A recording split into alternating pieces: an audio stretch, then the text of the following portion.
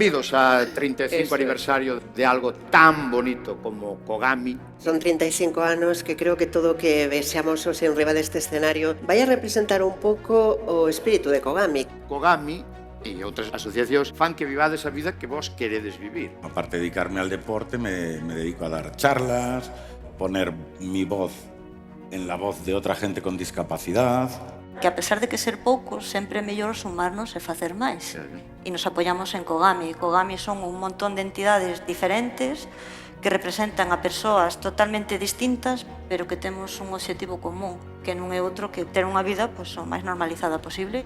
Que as persoas con discapacidade non somos ladrillos que poidan deixarse nun almacén, que somos persoas e que as persoas só temos unha vida.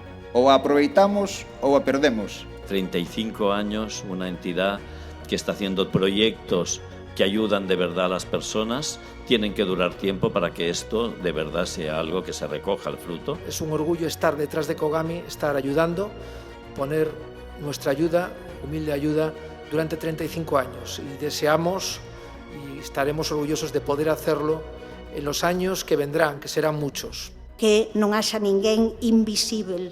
Oxalá que desde justamente esa invisibilidade todo o mundo poida ser visível e facer que esta obra magnífica a que vos estades contribuindo siga en pé. Oxalá que así fagamos cada vez que o mundo sexa mellor. Es para mí un enorme honor recibir este premio, que recoge en nombre de las 8.000 personas que formamos Vegas Eroski.